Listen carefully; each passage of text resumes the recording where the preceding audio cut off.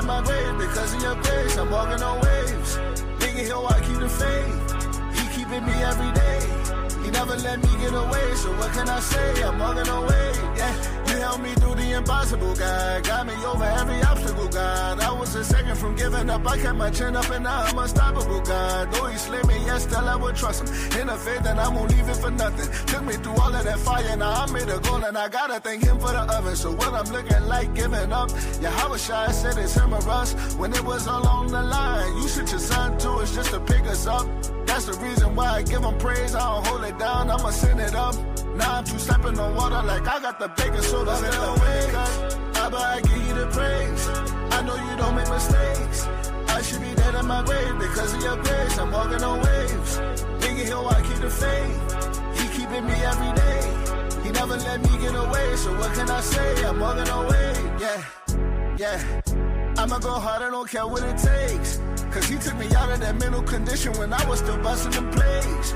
It was all white when I bought it, but after you rock it, it turned into beige. Give it a minute, the air dry, when it's done, then it's back to the J's. So what I'm looking like giving up, Yahweh said it's him or us. When it was all up on the line, you sent your son to us just to pick us up. That's the reason why I give him praise. I don't hold it down, I'ma send him up.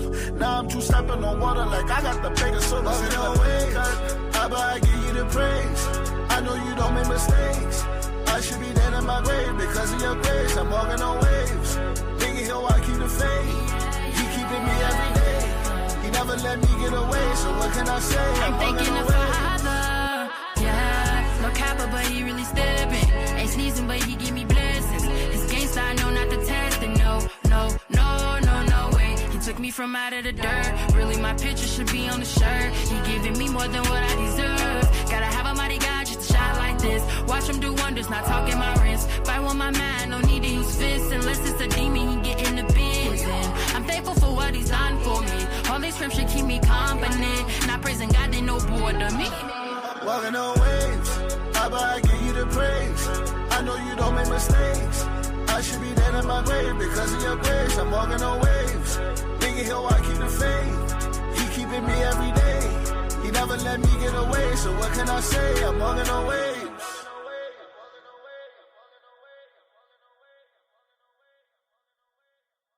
But there's something that I want the nation to focus on with the little time that I have today. That is brotherhood. Brotherhood, which follows with sisterhood, is the same thing. Brotherhood is the final chamber. See, we can get deep with all the prophecy. We can understand all the breakdowns. But if we can't solve the puzzle of brotherhood, then we've accomplished nothing.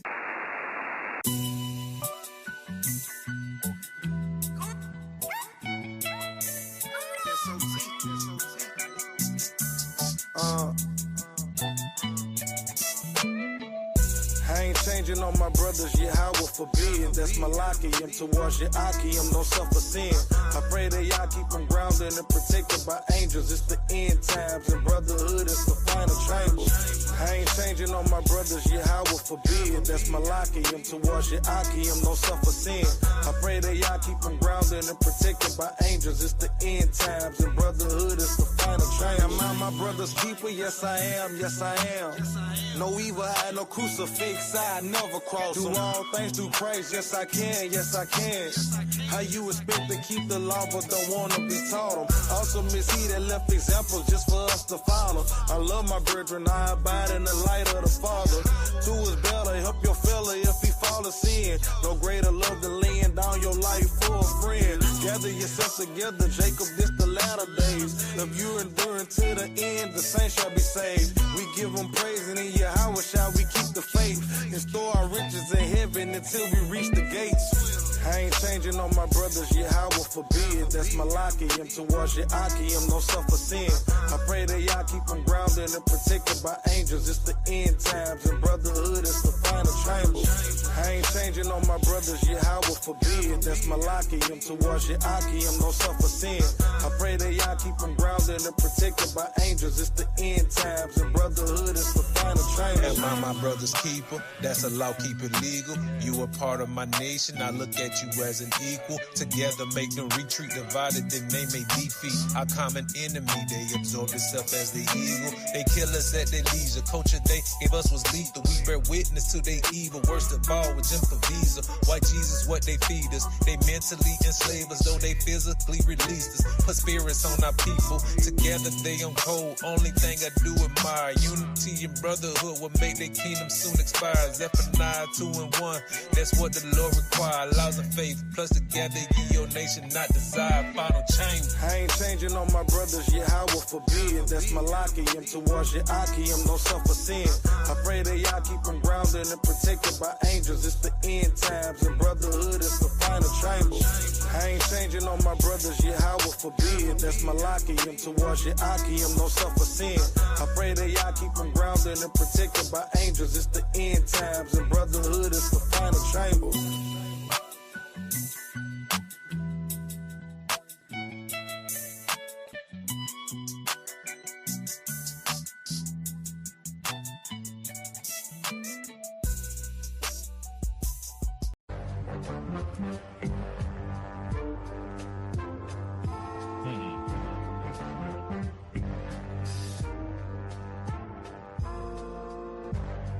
Two different styles.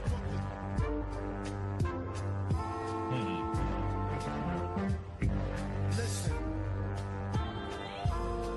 Lama Sabatani, the chef and fame back the Holy Ghost with the Tommy. The pale horse behind me. I know you see the chariots suspended all around me. The lights and the thunder and the sound is astounding. We in the last days. The Lord with me, tell me while I ever be afraid. That's why I'm sharpening my blade. It's hell in the cell, Undertaker on the cage.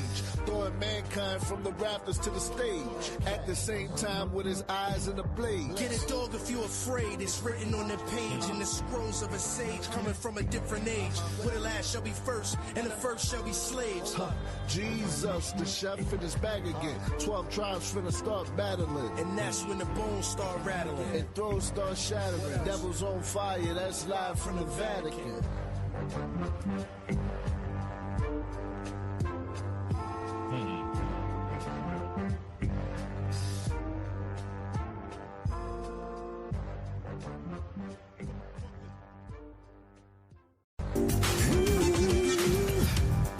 Quiet storm,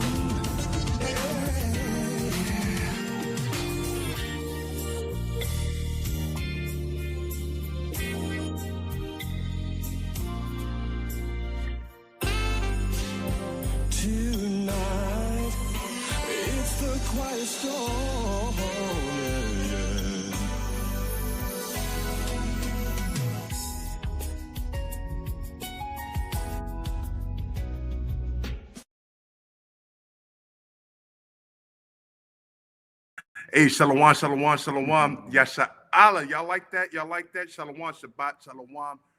Family, y'all are on SOT Bay Area channel, SOT After Hours. The Quiet Storm. We got something. Hey, we got something for y'all tonight. But real quick, one more thing. soft and warm, the quiet storm, quiet storm.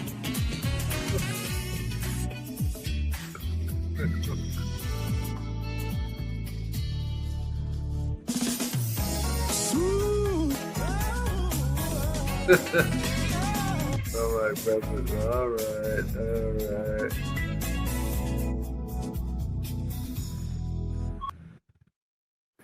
Hey, shalom family, shalom. Y'all like that? Let me get some sevens in the chat. Can y'all hear us? Hey, you see where I'm coming from? Asher Allah, you see, you like that? You know, it takes you back. You know, it's the quiet storm. You know, we chilling. You know, we came off of a mighty Sabbath class. The West Coast captains is in the building. Shalom. Hey, Captain Shalomah. Captain Aharon. Hey, who on here with us? Also calls the Allah. Shalom, Israel. Soldier Allah. Shalom, family. Hey, y'all see the thumbnail. We about to get into it tonight. Unrighteous gain. Is it really that good? Hey, is the money really that good? They don't remember that class, I don't want. Hey, y'all gotta go back. That's one of the. Do I still got it on here? There we go. Yeah, y'all go back and watch that class. That's one of the most popular classes on the channel. It's still when I do the analytics or whatever. It's still like at the top 5. Oh, praise. It's still at the top 5. Go ahead and check it out. Well, make sure y'all go check out. Make sure y'all go check out that class. Go check out that class. You got anything you want to say to the people? Hey, did y'all Shalom first and foremost? Happy new moon to everybody. I don't think we got a chance to catch up on the new moon and say it, so I want to say it to y'all now. And y'all check out the new theme music. I mean, the brother's doing some wonderful things. Okay. I'm trying. Y'all on the Bay Area channel, and this stuff. I can't have I can't have the quiet storm, the after hours, and don't got nothing to really turn on hang with to really back it up. The quiet storm.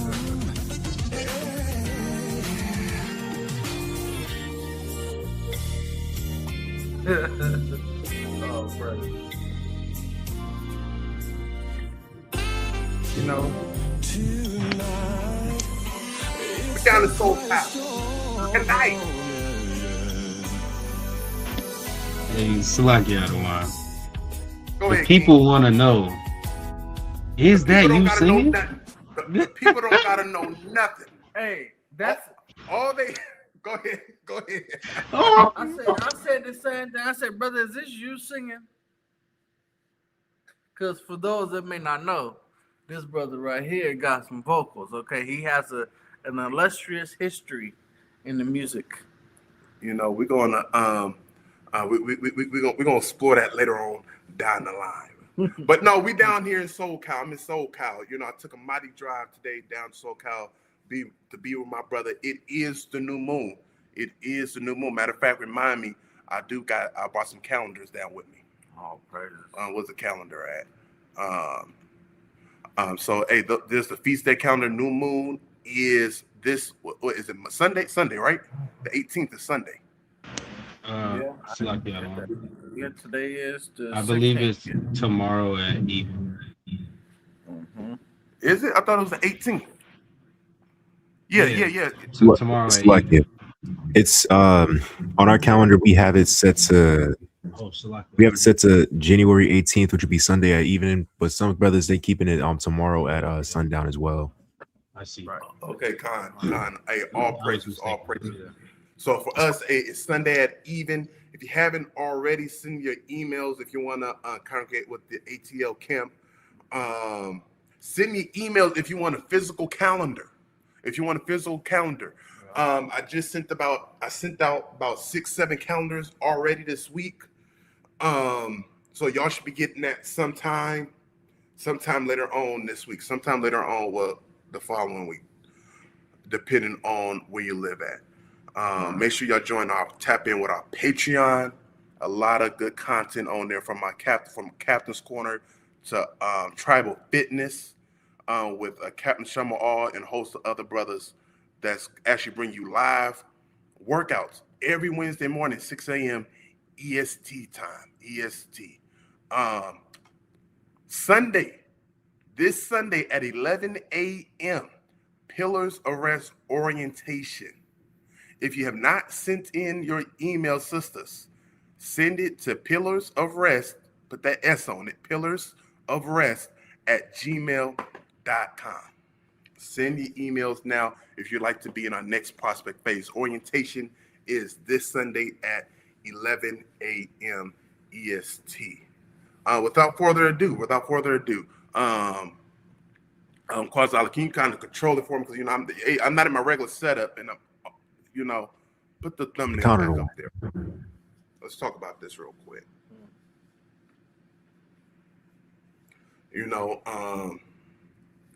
Unrighteous gain. Yep. Is it righteous to get the money the way that some of our brothers and sisters are doing it? You could take that off. Tonight we're going to explore some things. We're going to explore some things. how do we get our brothers and sisters out of certain lifestyles that is black and white, breaking the law? But then you got some gray areas as well. But how do we get our brothers and sisters that make about $20,000 in 1 week? They get about $20,000 within 1 week, but then having a 9 to 5, you may be bringing in about $1,400 or $1,700 every 2 weeks. We're going to get into that tonight. Absolutely. And I tell you, this is really fueled because, lately, if you've been following along, we've really been focusing on brotherhood and the love that we need to have for our fellow Israelite and really focus on building on one another up. And because that's an essential piece of brotherhood. It's not only being able to tear down or cut, but what to do when someone says, okay, I want to learn, I want to listen, and giving the people the true good news and the encouragement that comes with having the wisdom of the Lord, right? And a lot of times it's a barrier for people getting in the truth or really committing to walking the proper way because of the job or how they get money or some of the sacrifices that they feel like they have to make to sustain themselves. And so what we want to look at is show, hey, there are other options that you can take. There are other options, so we want to dive into that today. So hopefully you get some edification, and hopefully you understand and are better prepared on how to build yourself up and also someone else up that may be newer to this thing and don't know how to balance the truth with how they get their money. Hey, Con. Like I said, it's a challenging thing to take a brother or a sister out of a particular lifestyle, at the especially the money that they bring in. I think we did it. Matter of fact, we did an interview with Yawasop. He talked about that. Yawasop of Ram Gadol. He actually went in that just a little bit. So if you want to, you go and check out his personal testimony of that one. But how do you bring in a brother? How do you bring in a sister that makes $20,000? A warrior said sometimes in one night. How do you tell a brother that can easily get $15K within a matter of hours off of a drop? To tell them what you're doing is hurting your people and is hurting yourself. Even some folks may say, well, it's maybe a gray area here. It's not particularly actually in the law where it says that. No, we're going to show it, because think about it. How do you get those people out? If the Most High wants them out of that lifestyle, they're going to come out of that lifestyle. But it's the way we have to do it as us being the vessels. Y'all got anything before we move on, before we advance? No, I'm ready. Let's get into it. Okay, Con, let's get into it. So, this past week, as we been going into it, brotherhood and sisterhood, that's the final chamber. In order to love your brother and your sister properly, you must love yourself properly. Because the scripture says, what's the precept? I'm losing it. What does it say? That you treat your brother as though you treat yourself. Yeah. Okay. You treat your brother as though you treat yourself. I'm loose. Slacky, y'all. I had a long drive. I didn't do things right. I got up late and I sat and I was just sitting in traffic. Oh God, just sitting in traffic, right? Quasar, you know that precept? Counter to one. Leviticus 19 and 17. No. It's in the New Testament. Are you looking for Matthew 7 and 12? Hey, Con. Hey, y'all hope me up. I'm not as quick tonight. I'm not as quick tonight, but the Spirit of God is going to give the increase. Matthew 22 and 39. Let's try that one. Counter to one. It's the book of Matthew, chapter 22 and verse number 39. It's like it, and it reads, "And the second is like unto it, Thou shalt love thy neighbor as thyself. So how, if you loving yourself, how do you, now let's get the law. Let's get Leviticus 19 and 18. Asala, you read that one. In order to love your neighbor, you have to love yourself properly. Let's read that one. Book of Leviticus chapter 19, verse 18. Thou shalt not avenge nor bear any grudge against the children of thy people, but thou shalt love thy neighbor as thyself. I am the Lord. So you can't bear any grudge, hate your own people. Jump up to verse 11. Let's get a couple. Let's get a couple. Ye shall not steal, neither deal falsely, neither lie to one another. So lying to one another, dealing falsely. Some of us are lying to ourselves. Yeah. You can't love your neighbor properly if you're lying to yourself. Some of us, I'm not really, this is an all nations class, whether you're in the truth or out the truth, right? Because the same aspects goes to the folks in the world.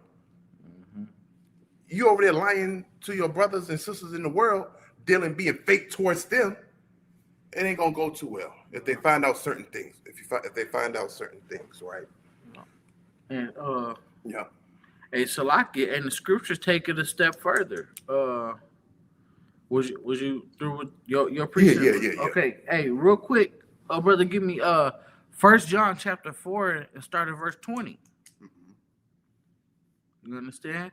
Because a lot of times, like you said, people will be faking it, and true love, at least for other people, starts with, like you said, that self-love, and the love for yourself and also your brother is that identity. Is understanding, no, actually, I am a child of God, and so is this brother right here, and together we make up the children of Israel, etc., right? Keep going. I mean, are you there? Counter to one. Go ahead. Whoever first. It's the book of 1 John chapter 4 and verse 20. If a man say, I love God, and hateth his brother, he is a liar. Yeah, a lot of times, hold on. So a lot of times we get caught up in that trap, because if you ask somebody right now, do you hate God? No. Let me say, I love God. Right? Kwame Shalom. So, of course, no one will actively say, no, I don't love God, right? But if you ask him to show how he loves his brother, he'll struggle. Yeah. He'll struggle. Because it'll be the same people that say I love God, but will also have that evil eye, right? Which is why we say that, man, that evil eye is the ultimate curse, because that true hatred is stopping you from at least adhering or exercising a lot of the other laws. To showing that true love, that true sincere affection that we are called to have for one another, right? Keep going. Counter to one. For he that loveth not his brother whom he hath seen, how can he love God whom he hath not seen? Right? You see? Because a lot of times it's easy. Hey, I tell you, it's easy to shout and pray and be happy when you're feeling good, when you're feeling the spirit, when you're feeling, etc. But sometimes it's very difficult to show love to somebody who's wronged you. It's very difficult to show love or compassion towards somebody who may not be as affluent as you, who may be in a struggling situation. It's easy to come and look down upon them, right? But the scriptures say, how can you say you love God who you have not seen? You can't give God a hug, but your brother's right here. You gotta be able to give and show him the love that you have for God through him. You gotta love him and show your love for God by the way that you love this brother. And if not, you're a liar and you're fooling yourself. And I tell you, in this love that we have for you, which is why we want to focus on this topic and make sure that you're not going after unrighteous gain, because a lot of our people get caught in the twist playing the gray area for Unrighteous game. So let's look at. Have y'all seen that series Snowfall? God. Oh, forgot where I was at. It was that actually filmed. That parts of that was filmed out here, right? Yeah, it's all filmed. It was all filmed LA. out here. Yeah. You know, I forget because sometimes when it's in your own backyard, you kind of forget it a bit, right? That was nothing but our people. That's based off of real events. Yeah. To be honest, I don't think that was dramatized at all. I don't think that was dramatized at all. That was the most realistic ending to a series. I mean, he ended up a wino. It's a lot of people on the street that were at a very high place in life. Yeah. But because how they got to that place was sacrificing their dignity and their righteousness to end up in a ditch. When had they focused on the riches of the Father, he might not be in that situation. You know, I seen that actually happen in real time. It was a brother. He got on my bus, and I looked, and I'm like, "Yo, is that so and so?" And I said, "Yes, it is." And he ended up leaving his bag on my bus, and in his bag, nothing but degrees. Nothing but degrees. But because somebody did not love him, because somebody didn't show him the proper way, he didn't even have enough love for his own self. He slipped into worldly temptations. What I'm talking about, he slipped into the drugs. He went into drugs. Yeah. Now, there's a reason why I brought up Snowfall. You seeing your people, they tooth falling out their mouth. They're not looking well. They're looking sickly. You still gonna sell them that? They do. Yes, you still do it. Where's your conscience at? Where's your spirit is at? Yeah. Because they say what? It sells itself. It sells itself. Yeah, I don't have to promote. I don't have to go out and sell it. They're gonna buy it regardless.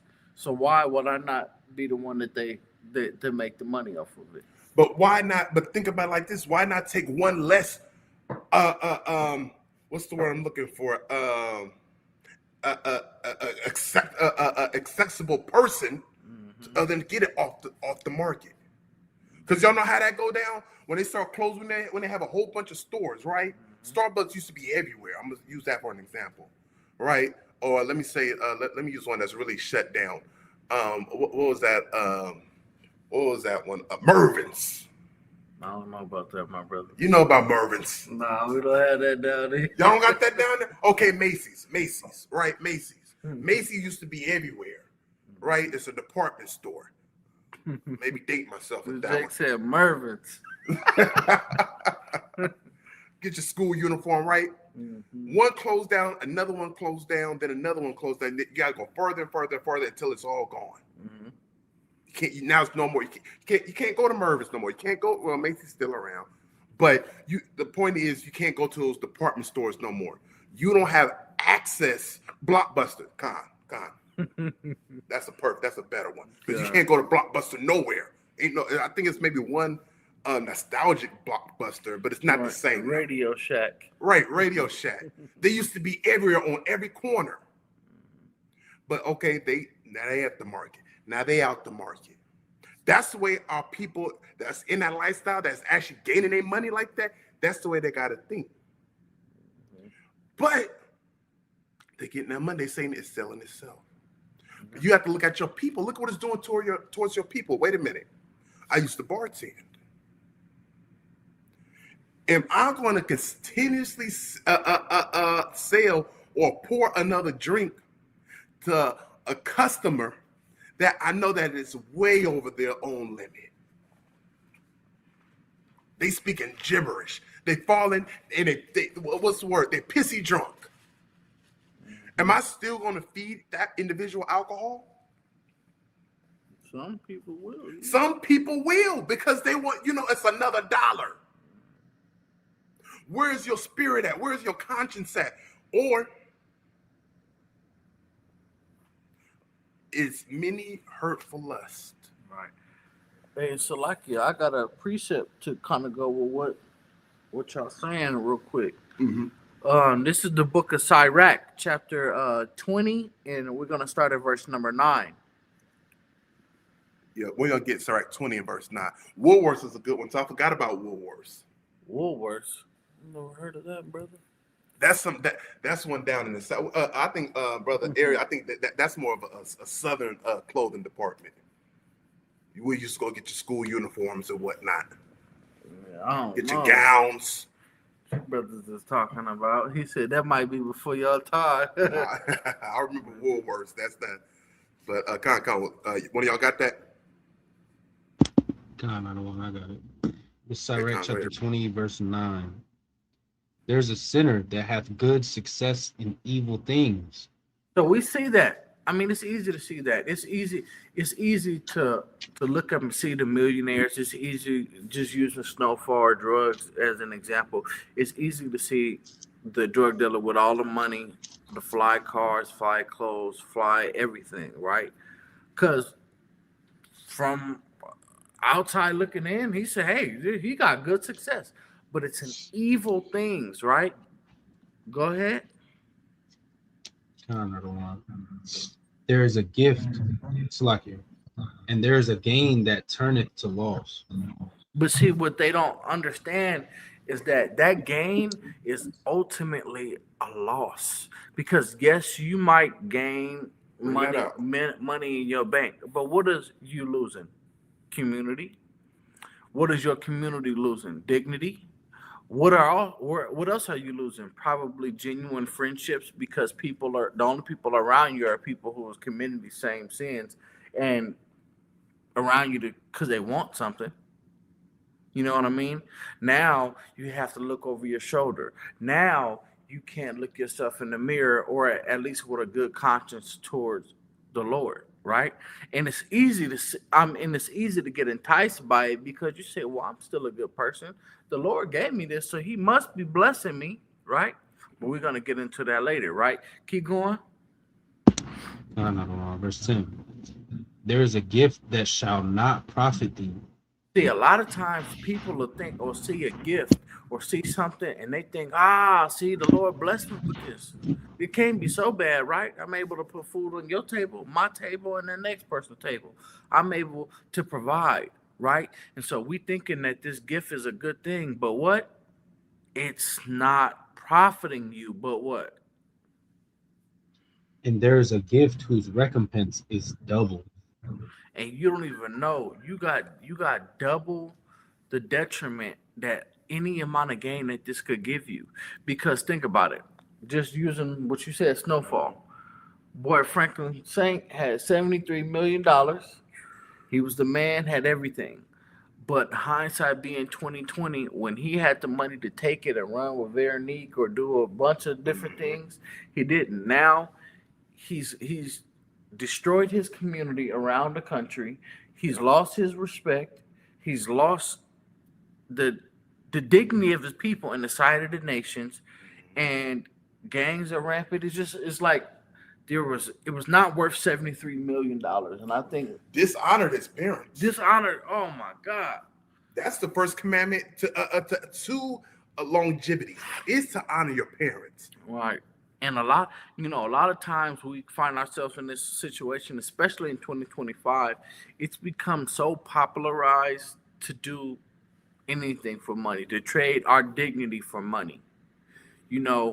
I remember it was almost, you give a girl $1 some money, it was almost disrespectful. Like, what are you giving me this for again? You know what I mean? Like, what? Right. But now, I mean, it's almost they take it. They got OnlyFans, right? Or I know people who, they'll kill you over a brick of some marijuana. Yeah. Or just some kids that shoot you dead for a couple $100. Yeah. Or for some Jordans. And people are doing things just for money and have forgotten the value of life, the value of morals. And so their morals has now become for sale. And They put it in front of our face, but we don't realize. You know how many millionaires there are? How many millionaires would you say there are in the world?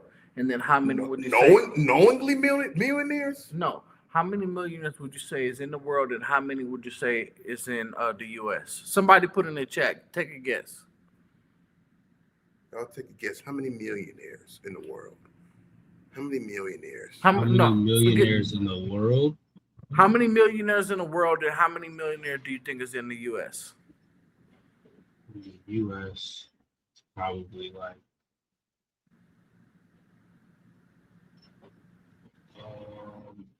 it's less than 50,000. You think it's 50,000 millionaires in the world? No, in the U.S., I'm saying it's less than 50,000. Less than 50,000. So I know it's like 1% or something, and then there's 300 million people. So Google it right now. Watch this. We're gonna get it live. It's gonna blow your mind. Asala, can you share your screen? Yeah, I'm sure. Okay, go ahead and share your screen. Let me see what you come up with, brother. Holy sh! Right. What's that say? Zoom in on it. Zoom in for us. That's crazy.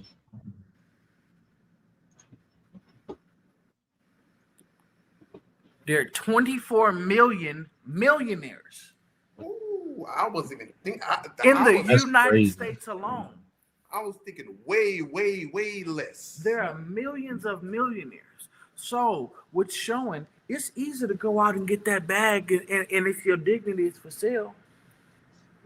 But we call it to be what? The elect. We call it to be the 1/3. We call it to be the 144. Mm-hmm. You understand? Mm-hmm.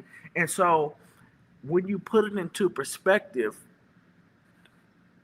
you realize that money is not the answer, it's not the goal. Because if that's the case, if your gain was godliness, matter of fact, go to 1 Timothy chapter 3.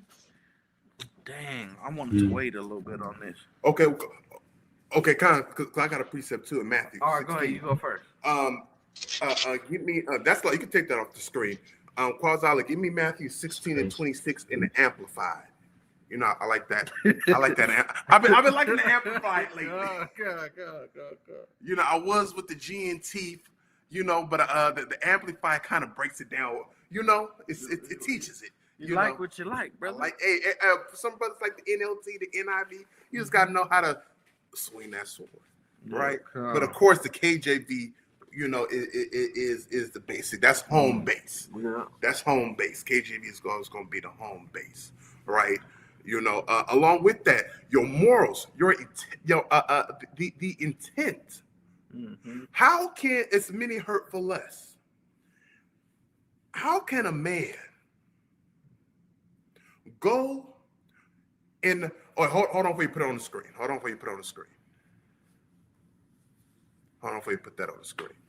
How can a man go into put the disclaimer up. Put the disclaimer up. We ain't after hours. Oh man. We done crossed the line. We done crossed the line. Right? A parental advisory warning. Put the kids up. It's what we suggest dialogue, sexual content, and coarse language, right?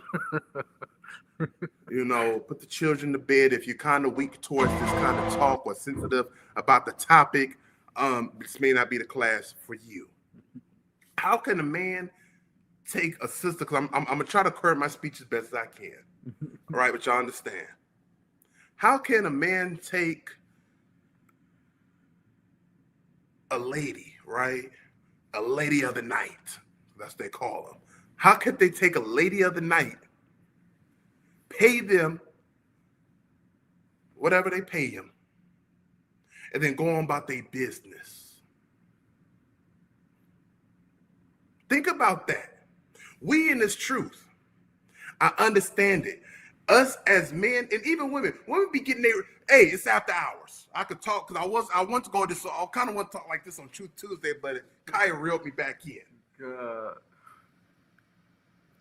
He about to say women get their rocks off too. Right. Women, Women be getting their rocks off too. They be trying to get over that hump too. They be trying to get over that hump too. We understand that thing.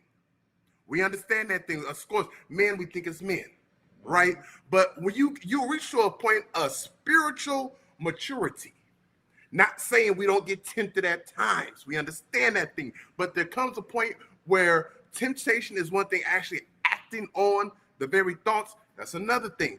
But you get to a point in this truth, keeping God's laws, you get to a point of spiritual maturity. What am I saying? You get past those 3 seconds of pleasure. Because that's what you really want.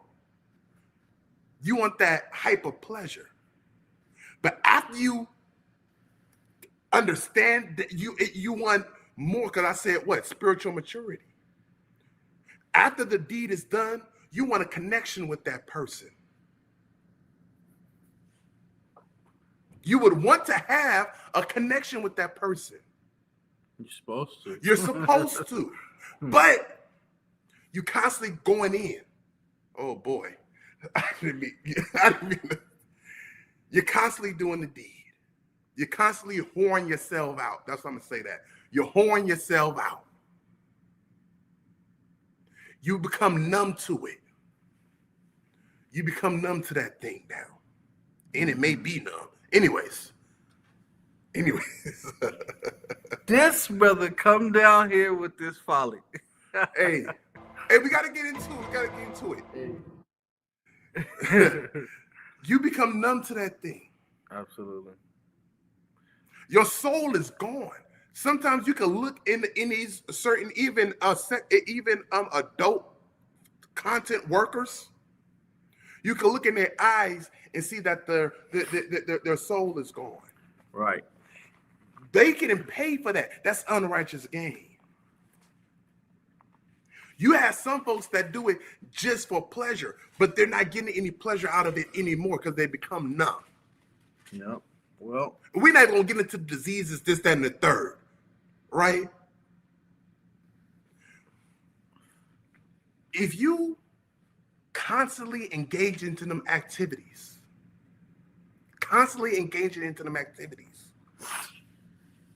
where's your soul? Where's your moral values? You toast. You toast. That's what you said? Yeah, you toast. You toast. You burnt up. You burnt out. It's a scripture that says exactly what you're saying. I'm gonna get this to support you. I'm gonna read it for you, and then you can go ahead. This is the book of Sirach, chapter 18, and verse number 30.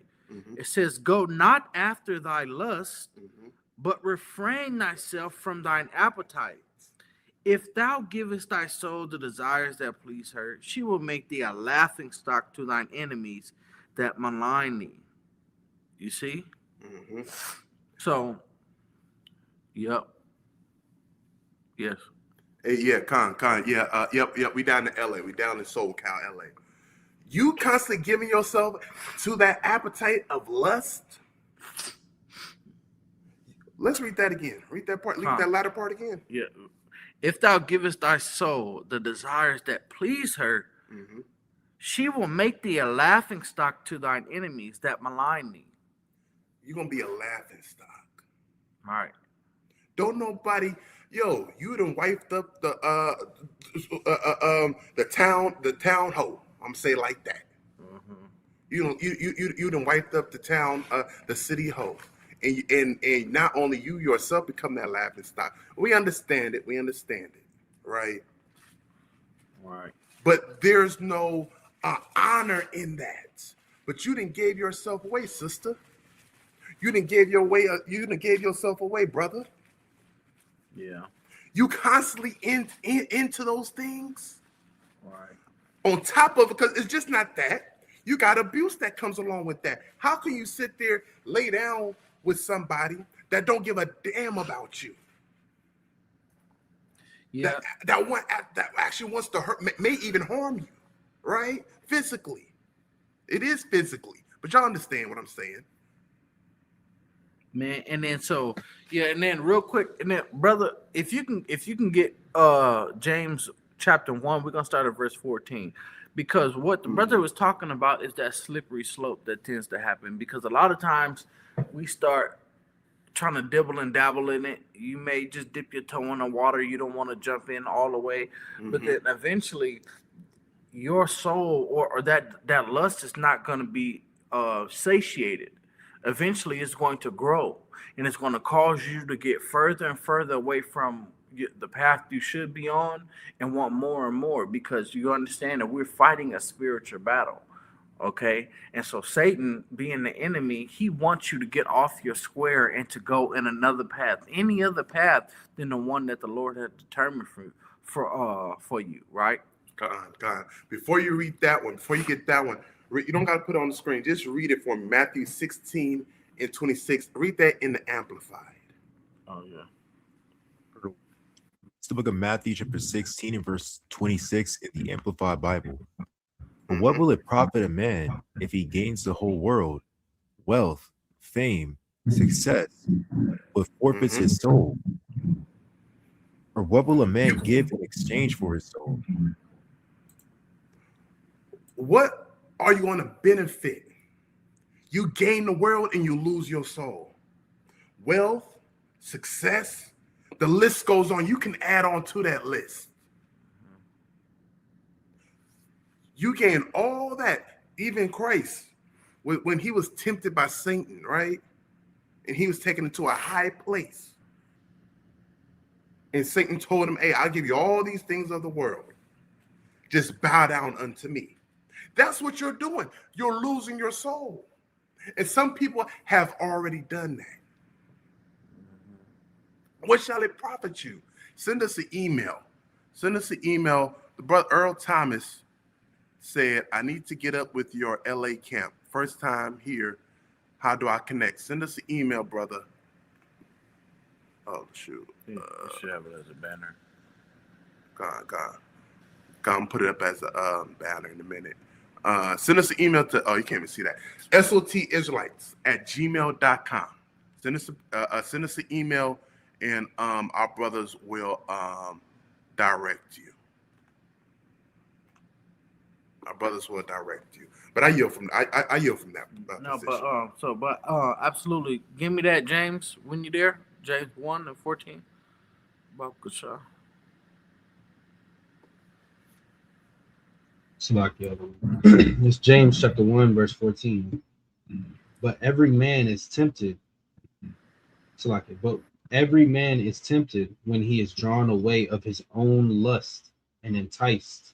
So you see, Satan knows how to cater that lust to you, because not everybody is tempted by the same thing. Not everybody is struggling with the same thing. Someone may be struggling with alcoholism. Somebody may be struggling with lasciviousness, or it's a slew of things, right? Mm-hmm. But once that plan, that device that is catered towards you, what is it going to do? It's trying to draw you away and entice you. Oh, it's okay. You can take a step closer. You can take a step closer. It's not going to bite you. It's okay. It comes almost as a fox, right? Making you think that is harmless, right? Because a lot of times we do what? We'd like to play the gray area. And matter of fact, Kwabzala, get Romans chapter 1 and 32, right? Keep going.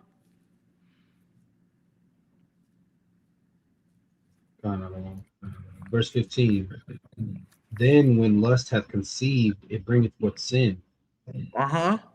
And sin, and then, when it is finished. So that's why, so that's why it says, listen, don't go after your lust, okay?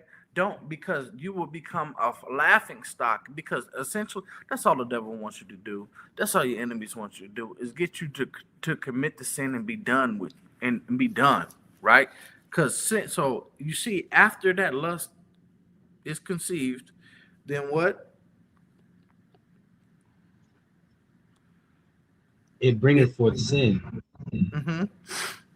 And sin, when it is finished, bringeth forth death. Then it brings forth death. And a lot of times we don't consider the consequences. We don't consider, it looks like we're frozen a little bit. Yeah, y'all frozen. Y'all can hear us though? Loud and clear, but it's just a blurry screen. Okay, con. Slack. Okay. As long as y'all can hear us. All right. So yeah. So a lot of times we get caught up in this. We get caught up in lifestyles or in the pursuit of money, and we compromise ourselves, and we find ourselves in positions that in the beginning we would have never have planned or agreed to be in, but that slow drip effect, you'll find yourself somewhere that you hate. Mm-hmm. And you never wanted to be. But see, that's because you have been enticed. And we got to stop our people from getting there, because a lot of times people, they be too far into the sin, or too embedded, or my bills are so high now I can't stop now. You can't stop now, and you find yourself in a web of a lifestyle that can only be sustained by this wickedness. And that's why we also teach to have your affairs in order, because that even go. I mean, it's a lot of avenues, because some folks will say you're living above your means. Right, but matter of fact, give me so hey brother, drop this and give me Sirach chapter 26 and 24 and 4, which is why this is so important. Okay, and then we're gonna get right over to Romans. Yeah. I was holding Romans. All right. Give me Sirach chapter 26 and 4. This is the book of Sirach or Ecclesiastes chapter 26 and verse 4. Mm-hmm. Whether a man be rich or poor, if he have a good heart toward the Lord, he shall at all times rejoice with a cheerful heart or cheerful countenance. Understand? And that's neat. That's what we're trying to teach to be the focus of our people. Whether you rich or poor, you need to have a good conscience towards the Lord. So then that way your conscience, and your dignity and your self-respect and your view, your self-view as an Israelite and a child of God becomes priceless. You understand? And then that way you cannot be bought, and you will not sell yourself, or not necessarily physically, but sometimes physically or spiritually, you will not sell yourself for a little bit of gain, right? And that's where you start to make good, righteous changes and start to actually follow after the Lord and not play the gray area, because we get caught up in that twist. And then I know I said right after this Romans, but real quick, let's do. Romans is going to drive it home. Yeah, right. I know. I'm like, before we get to Romans, because Romans is going to get the point. But real quick, let's get what is that? Psalms chapter 30. Yes, give me Psalms chapter 30 and verse number 9. God, I'm there. Psalms chapter 30 and verse 9. What profit is there in my blood when I go down to No, that's not it. Oh man. What was that? Oh, I know where it is. It might be Proverbs 30 and 7. Proverbs 30 and 7. This is why this says you got to have a good heart towards the Father, whether whether you're very rich or poor. Having a good heart towards the Lord is the most important thing, and being content. Why? And this is displayed here. This is Proverbs chapter 30 and verse 7. Yeah. 2 things have I required of thee. What does it say? Deny me them not before I die. It says, listen, Lord, please, I'm just asking you 2 things, right? Now, mind you, go to the top of this. Who wrote this? Let's see. This was yours don't say. Agar. In verse 1 it says. Agar's confession of his faith. Right. Okay. So we know it's one of the psalmists, right? So who's been authorized to really give you some game in this thing, right? Mm-hmm. What does he say? So I'm asking for 2 things. Verse 8. Verse 8. Remove far from me vanity and lies. Yeah. Give me neither poverty nor riches. Feed me with food convenient for me. So he's saying, listen, my true ask, don't even make me too rich or too poor. Give me what I have to be okay, be content, and do the work, right? Because what we're gonna get to once we get into First Timothy is that being content is so important. And that's why it says, for the love of money is the root of all evil, because for that love of money, you start to lust and put yourself in stupid positions. God, because money is supposed to, as Solomon, I believe, taught us, money is supposed to be used as a defense. Bingo, right? So finish that out. Start at 8 again. Proverbs chapter 30 and verse 8. Yeah. Remove far from me vanity and lies. Give me neither poverty nor riches. Feed me with food convenient for me. Why?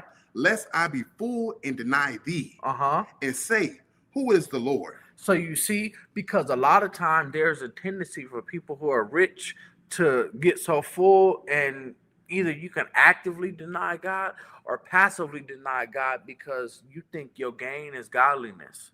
Or you start, I'm too busy getting this money to pray. God knows, God loves me. He blessing me with et cetera, when you don't realize that you're that sinner that had good success in evil things, right?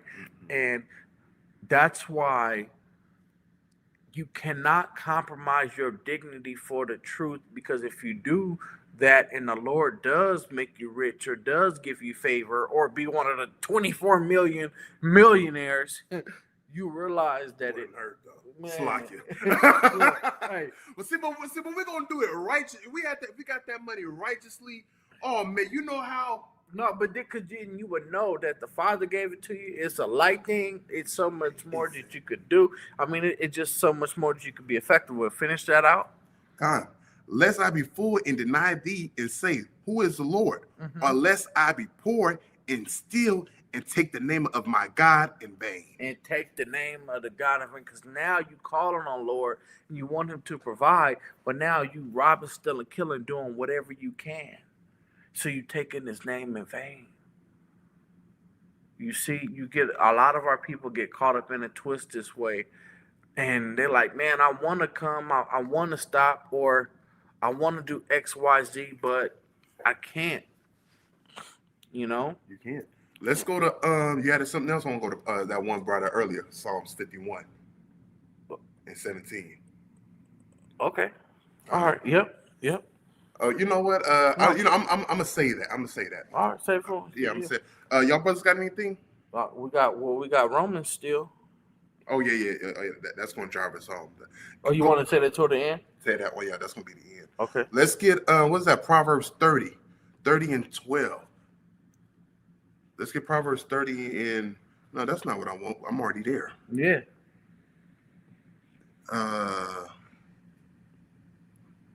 That's a good one. That's not what I want. That's not what I want. The Most High God will add no sorrows to it. Oh, that was what was that one? Proverbs 10 and 6, or 6 and 10. It's like y'all. I'm a bit slow on it. Hey man, we moving in the spirit. You know how it goes. Proverbs 10 and 22. Oh, 10 and 22. Go ahead. It's the book of Proverbs, chapter 10 and verse 22. It's like it. It's like it. Then you give me Psalms 51 and 17. That's how I'm gonna line that one up. Bingo. Counter one. It's the book of Proverbs, chapter 10 and verse 22. The blessing of the Lord, it maketh rich, and he addeth no sorrow with it. That's how you know if my blessings is coming from the Most High God, or is it coming from the left hand side? Is this coming from the world? Because if it's righteous, if the Most High God sees you to be fit to have good success and riches, he will add no sorrows into it. What are those sorrows? You over here shaking at night, having spooky dreams at night because you're hurting, because you're really hurting your people. You say it don't bother me, but when you lay down to sleep at night, you know what you've done. You know who you done killed. Or sorrows is when you seeing the women of your people cracked out and babies hungry, tired, destitute, and they know that their mom got them sitting in the car because she giving her all to you. She giving it all to you. Or trying to sell this baby for a rock. Those are sorrows in the community. Yeah, man. Those sorrows in the community. But that's how you know you're not a sinner, because a sinner will have success in evil things. The sorrows are attached to that. But if the way you get your bread per se, the way you get your bag, if there's no sorrows around attached to that thing, that's coming from the Most High God. You can be happy. And thing about it is, for our brothers and sisters that are in that lifestyle, I got something for you. Read that for me outside of Psalms. Read that in Psalms for me. Another one. This Psalm chapter 51, verse 17. The sacrifices of God are a broken spirit. A broken and a contrite heart, O God, that will not despise. So the sacrifices of God, you got to be broken down a bit. You got to be broken down. Sometimes when we came into this truth, when we had to understand that the laws of God went contrary to our entire lives, we got a little bitter. It was once sweet in our mouth, but once we digest that thing, I believe who said that? Ezekiel said that. Yeah. Once we digested that thing, it became bitter because I went from making 20,000 in 1 week to making 4,000 in a month. The Most High God, Most High God will humble you down. That's how you got to look at it sometimes. And a lot of times, people, their money and their ability to maintain whatever lifestyle that they have supersedes their fear of the Lord. Yeah. Because the true broken and contrite heart, a true one, would not place more value on however their unrighteous gain than a relationship with the Most High. They're willing to walk away from that and just have what the peace and the riches that the Lord has given them, and that's why Christ told the rich young ruler, sell everything that you have and follow me. Not that it was a sin to have anything nor to have assets or anything like that, but he knew that brother was struggling with that. He was too tied to his monetary things or his assets, right? And he wasn't truly ready to have that sincere contrite heart, because that's what the Lord wants. And he says, what? The one that has that, the Lord will not deny. And surely it is a light thing, we do know, for the Lord to build you up. He maketh rich and maketh poor. So you need to focus, or the focus should be placed on having that true, sincere, contrite heart and true repentance and turning towards the Father. Because there's nothing. He'll make you look down and run into a lottery ticket. You know what I mean? It's a bunch of examples that we see of people coming into money, and we just see it's tens of millions of millionaires here. We know it ain't 24 million righteous people here. No. So we know that it's nothing for the Lord to do that to you, but you got to be very, very, very careful. Right. And even look at it like this. Now let's bring it down just a little bit. Stop working that overtime on the Shabbat. Stop working that overtime. You prayed to the Most High God. You had faith. He gave you the Shabbat off. But because your affairs may not be in order, or you need just a little bit more to sustain yourself, you're not putting the trust in the Most High God. Like I said, that's overtime. If you must work on the Shabbat because that's this way this captivity has set up, fine. We understand that thing. Yeah.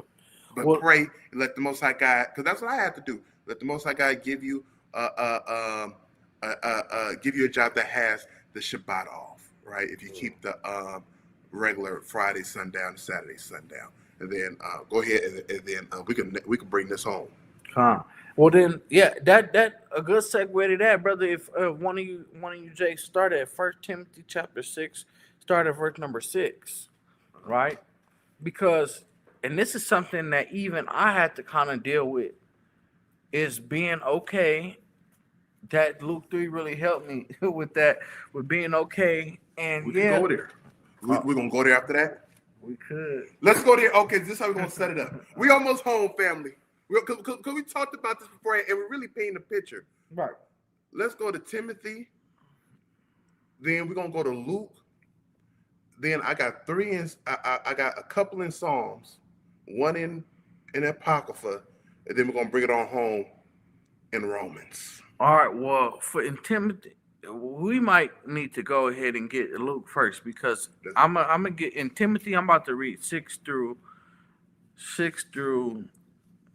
probably 12 or 13. Okay, So Asala, you get Timothy, and Kwazala, you get Luke 3. Yeah, get Luke chapter 3, start at verse 12, Baba Kasha, right? Yes, sir. Yes, sir. And then we're gonna scare the people a little bit, and then we're gonna bring it back home in Romans. So where I want to go at, wickedness is gonna melt before the fire, and it's gonna be a horrible end. This brother is wild. Okay. Listen. Hey, the Bible said. I'm just repeating it. Yeah. All right, go ahead. Luke chapter 3.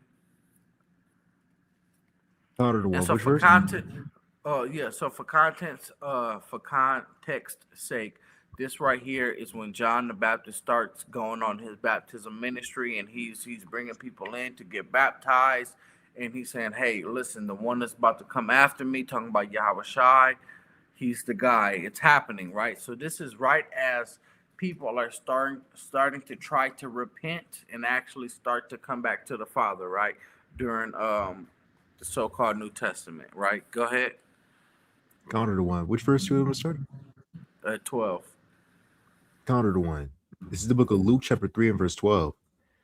Then came also publicans to be baptized, and said unto him, Master, what shall we do?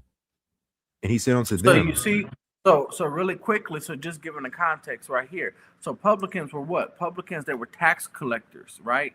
They were federal workers. They were ICE. They were the police. Some of them, right? So they were the people that was tasked with dealing with the public for the Roman government, but tax collectors, which is why, and no one liked them. People did not like them for the reasons why people don't like them now, right? Which is why you'll see sometimes in the scriptures like, Christ, you sitting with the publicans and the tax collectors, like, ugh. You know what I mean? So people didn't like them. But there were people who were in those jobs that said, what do we do? Because I want to repent. Do I quit? Do I just continue on this career trajectory and try to become the top publican? How should I navigate this? Right? Yeah, like Jake said, the feds, bingo, all that. Yeah. Mm-hmm. Go ahead. What did he say? So they said, what do we do? Go ahead. Counter one. Verse 13. And he said unto them, exact no more than that which is appointed you. Listen, just do your job. Don't be trying to get over on people on the taxes. Don't try to play games with the wages. Do your job. Whatever's appointed from you. If you're supposed to get $10 worth of tax from this brother, you get your $10 and you go over and you keep going and going. Do not, because what people would do, just we see it now, they come and they collect a couple of extra wages and through intimidation probably get a few other things and extort the people. Mm-hmm. Because they know that they don't have a voice. So he said, we don't do any of that, right? And keep going. Counter one. And the soldiers likewise demanded of him, saying, and the what? And the soldiers likewise demanded of him, saying, oh, so you mean there is another example of Israelite soldiers in a Roman army outside of Cornelius? Oh, so there is precedent for that. Oh, interesting. Okay, sorry. Go ahead. Another class. Yeah, go ahead. And what shall we do? And he said unto them, do violence to no man, neither because we know that the Roman legionaries or the Roman army's officers, they were notorious for being very violent and sexually deviant towards the people of the provinces, right? Like the brother said, the feds. That's what it is today. Because the Roman army did never get disbanded. Remember, Rome, whatever. That's a whole nother topic. So, it says, listen, don't be overly violent towards your people, right? Don't do that bad policing, right? But so don't do violence towards no man, right? Go ahead. Counter one. Neither accuse any falsely. Right. So don't be corrupt. Don't be trying to play these games, the politician games that we know is famous for in Rome and their armies. Go ahead. And be content with your wages. And be content with your wages. That is so important. All right. Because, and we're going to see, and matter of fact, this is a perfect segue. Brother Asa Allah, read 1 Timothy 6:6. Because I tell you, understanding and being content with what the Lord has given you, it'll put you in a place where you're not thirsty to get an extra buck. And then now you're compromising yourself and your dignity in your walk. You happy with what the Lord has given you, right? That's where faith comes in, right? All right, go ahead. No. It's 1 Timothy 6:6. But godliness with content is great gain. You see, godliness with contentment is great gain, because you know that you can still be godly. Your soul is not for sale, neither is your dignity or self-respect. Okay, so you got that sense of godliness, and you can have pride and look yourself in the mirror and don't have to be over super ashamed of coming to the Father. But then you're also content with what He has. I'm happy with what the Lord has gave for me. I'm at peace with it. I'm at peace. And listen, the Lord didn't give me 1,000 of this thing. He gave me 10, but the 10 He gave me is solid. That's solid. And I could look myself in the mirror and I know what to do with the 10 that the Lord has given me. Thank you, Father. You know what law that is? Thou shalt not covet. Oh, Khan, yeah, thou shalt not covet. That's what's blocking you. You living like that, that's what's actually blocking you from breaking the law of covetousness. Bingo. Y'all see how practical that is? Yeah, that's why that psalm said, listen, don't make me too rich or too poor. Let me be content, right? What are you going to do with the 2 talents of the Lord? Yeah, what are you going to do with the talents that the Lord gave you? Do that, because you never know that the Lord might be setting you up to give you 10 times more. Remember, there's a light thing. He made 24 million millionaires in the U.S. alone. And now since AI is here, that number is about to skyrocket. Surely He can do it for you if you put your focus on Him. Remember Job. Job got everything hundredfold at the last. Man, right? You feel me? Like, now keep going.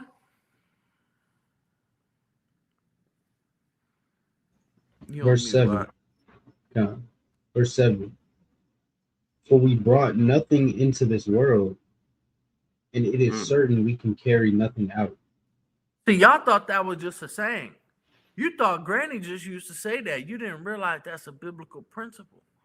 Because surely you brought nothing into this world and you're going to take nothing out. So you need to be content with the fact that the Lord brought you here with nothing, and look what you have. So surely don't hold on to what you have and not realize being ushered out and have to have that spirit return back to the Father. Right? Be content. Contentment is so important. Contentment is so important.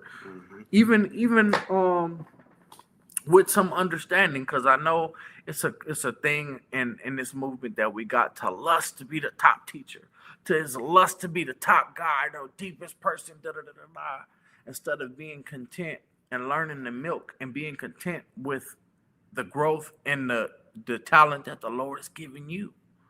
But in that lust to be the top, you will start compromising yourself. You'll start having your dignity, your morals for sale. You'll start cutting corners and looking for the gray area. And matter of fact, Bingo. Yeah, like there are plenty of ways to make money without breaking the Sabbath or selling your soul. Plenty. I mean, you got to apply faith. Right. That is where faith comes in. Okay. And so, yeah, I don't want to go ahead.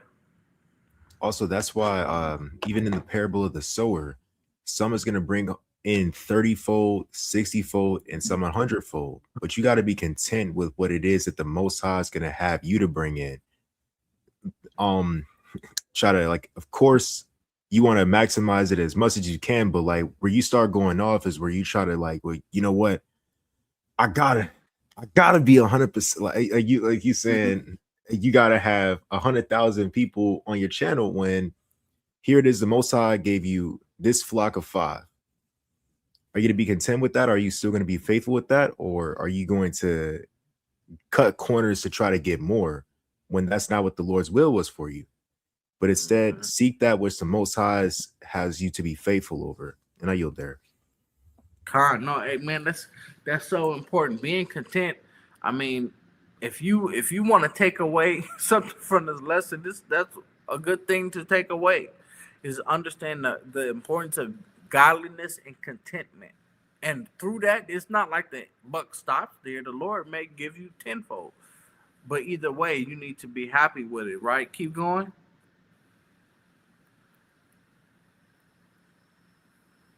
Oh, you're on mute. Salaki, you still in Timothy? Yes. Salaki, I dropped it. Start at verse 9. It's 1 Timothy chapter 6 and verse 9. I got a star next to me. What? Right there. You know, I just try to get people a little, you know, when you're studying in your notes, that's a key verse. I got a star next to it. Yep. But go ahead. But they that will be rich fall into temptation and a snare. You see? Because it's easy. Those that are going to be rich, it's easy to fall in that temptation and that snare. Why? Because we know it. A lot of times we purchase and we live without our means, and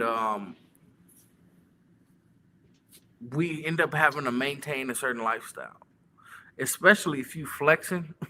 If you were flexing the whole time, and now that you got it, you actually got to keep up with it.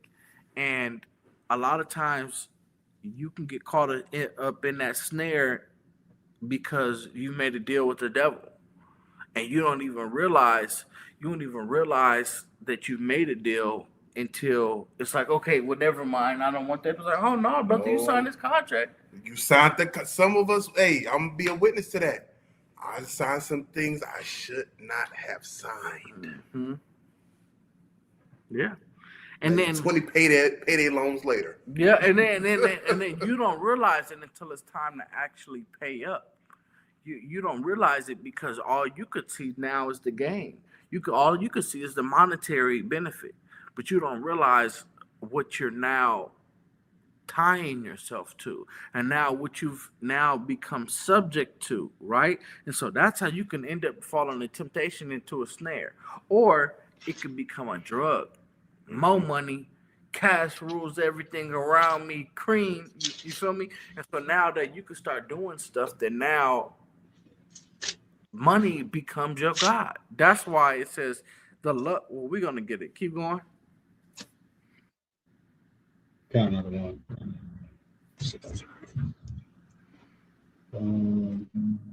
And into many foolish and hurtful lusts, which drown men in destruction and perdition. You see, because it'll cause you to put you to be in a lot of destructive and hurtful lusts, particularly if when you did become a little bit more affluent, you start trying to surround yourself with the other people who got it through unrighteous gain. Now you're in an entirely different community. Now you're around different people doing different things, and you've embedded yourself around this community to where if you don't participate in the same things that they're doing, you become an outlier, you become an outcast, and you don't fit. You know what I'm saying? And you kind of a two-time loser for real. And you'll feel stupid. And it says, which drown men in destruction. When you're drowning, you end up flailing for anything around you. And a lot of times that's what ends up happening with people who they gain the world, but they lost their soul. Because you'll see quite often people who are rich, but they're depressed. They commit crimes against themselves. They fall into drugs. They fall into a lot of these things to cope with the insecurities and cognitive dissonance that they experience. Some of it's tied to how they got their money, but also it's tied to the company that they keep to maintain that money and lifestyle. You understand? Right? So go ahead. So this is the point right here. Is in the top of 10. Go ahead. For the love of money is the root of all evil. For the what? For the love of money is the root of all evil.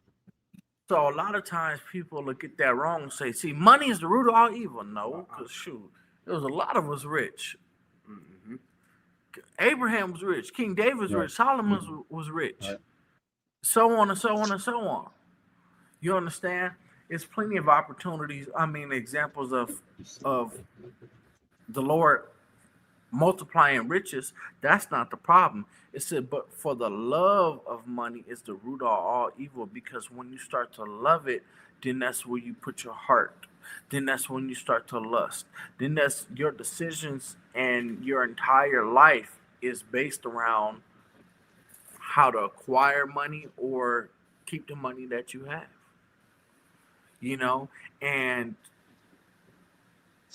I'm not saying that a rich man can't enter into the kingdom of heaven, but what the Yahweh Shai says, it is easier for the camel to get through the eye of a needle than the rich man to come through heaven.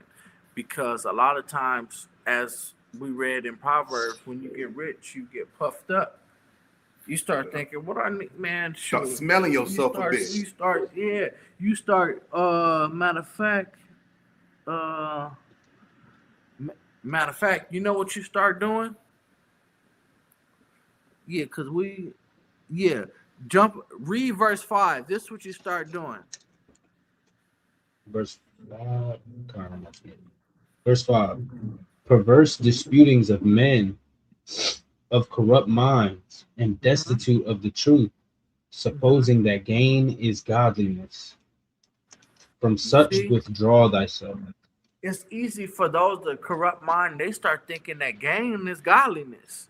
So they think the richer I get, the closer I am to God. You understand? And it's easy to fool yourself. Right? Which is the same. And we know for a fact that this is one of Satan's devices, because that's what he used to do. That was one of the things he tried to tempt Christ with. Right?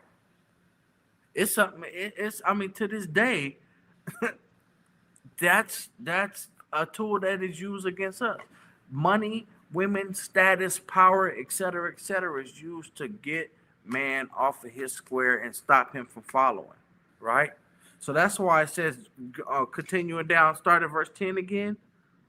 Verse 10, for the love of money is the root of all evil, which while some coveted after, they have erred from the faith. They have erred from what? They have erred from the faith. See, a lot of times that's why we said that's where faith comes in, because when you have faith that if I continue on these footsteps and I'm content with what the Lord has given me, he can give me more. Right. That's why he even told David, said, brother, why you did? If you would have just asked me, I would have given you 100-fold. You understand? So that's where faith comes in, because a lot of times you think that you did this. You think I'm the one who built these riches, and start losing faith in the Lord. Right? But watch, it's gonna say it. Keep going. And pierce themselves through with many sorrows. But thou, O man of God, flee these things and follow after righteousness, godliness, faith, love, patience, and meekness. You see, those are the things that that are priceless. Because I'm sure all of us know rich people that are a-holes. All of us know rich people that are bitter, angry people. But you can go to any third world country right now and you'll be surprised to see how happy and content those people are without the riches. You understand? Now jump to verse 17. Verse 17. Charge them that are rich in this world, that they be not high-minded, nor trust in uncertain riches. It's easy to get high-minded and start thinking, well, this is my lot, so the Lord would rather have me do this than to do the work on his kingdom. Or, hey, I must be doing something right because I'm a millionaire. I got a Bentley. I got a this. I got a that. Right? But so it's easy to be high-minded, right? And also start to trust in riches instead of having faith in the Father. That sounds like you're leaning to your own understanding. Bingo. Right? And guess what? It's so common that Satan was so confident. Oh, man, Job only following you because he's rich. You put him on. I bet you if I take all of them and he can no longer trust in his riches, he's going to forsake you because it's so common. That's what we do. Look, I'm looking right here, realizing the camera right there. So probably this whole time, it looks like I'm asleep. Okay, cameras, yeah. So it's so common. You know, it's something that we do, and it's a tendency that we have, and especially now that you can be a millionaire. You can go get the right AI agent and it's over with. It's over. So a lot of times it's easy to fall into these temptations. And this is the type of stuff that we got to build each other up with. Right? Keep going. Verse 17. That they be not high-minded, nor trust in uncertain riches, but in the living God, who giveth us richly all things to enjoy. He'll give you richly things to enjoy if you focus on him. And that's where faith comes in. And then being content. If the Lord say, all right, look, you know what, you're doing good job.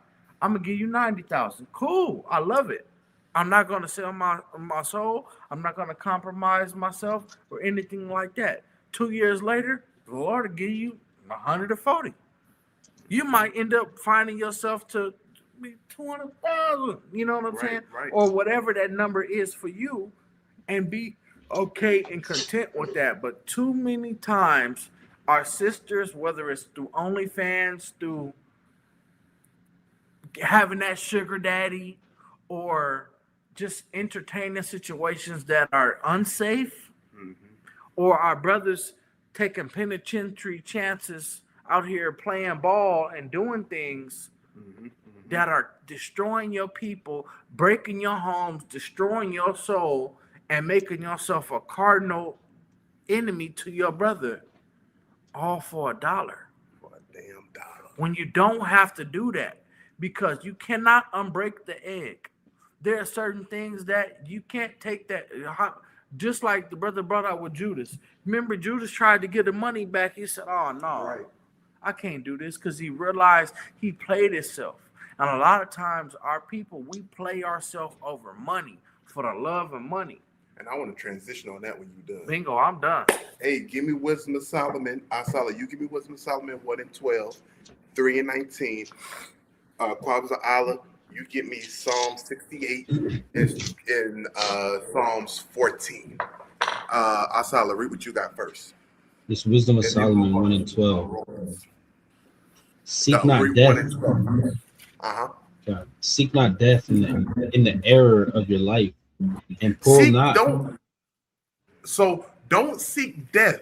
Don't think upon deleting yourself out of this life because you messed up. Some of the things we go through, that be them heathens that be doing that mess. They get a little challenge in their life, and here they go floating in a river. Or they up in the sky like a kite. right? I ain't talking about cloud 9. Finish that out. And pull not upon yourselves destruction with the works of your hands.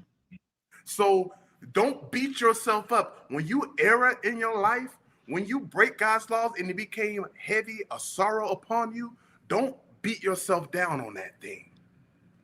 Because you beating yourself down on that thing, you're going to eventually seek death for your life. Because a lot of,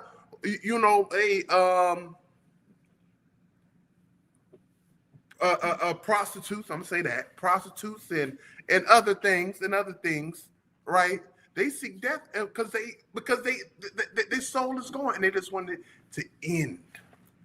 Yeah, they just want it to end. Kwazza Allah, read me Psalms 14. Counter to one. Which verse? From the top. Counter to one. This is the book of Psalms, chapter 14 and verse 1. Uh-huh. The fool hath said in his heart, there is no God. Sometimes they will verbally say that. They will verbally say that. But through your actions, that will speak louder than your words. You say you believe in God, but your actions, your heart, your mind says contrary.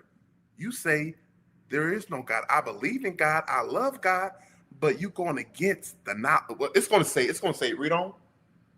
Counter to one. They are corrupt. They're corrupt. Read. They have done abominable works. You done nasty things. Read. There is none that doeth good. Ain't nobody. Wait a minute. Now we're gonna go there. Don't nobody do good. I didn't do that. You know, it's a context of what David is talking about here. Read on. Counter to one, verse 2.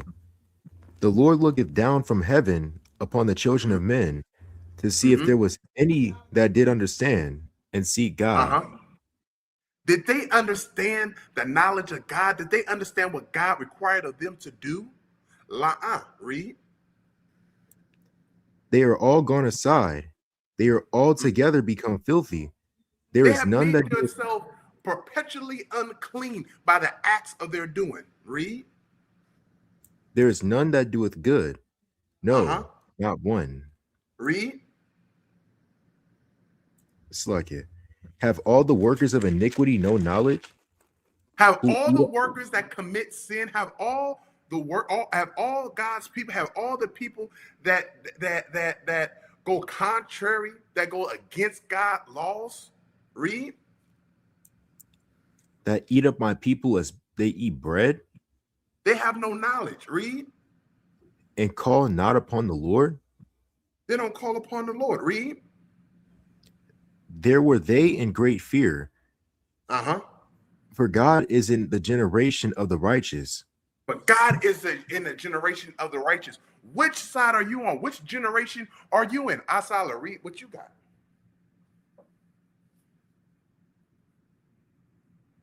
Wisdom of Solomon 3 and you on mute. Wisdom of Solomon 3 and 19. You on mute.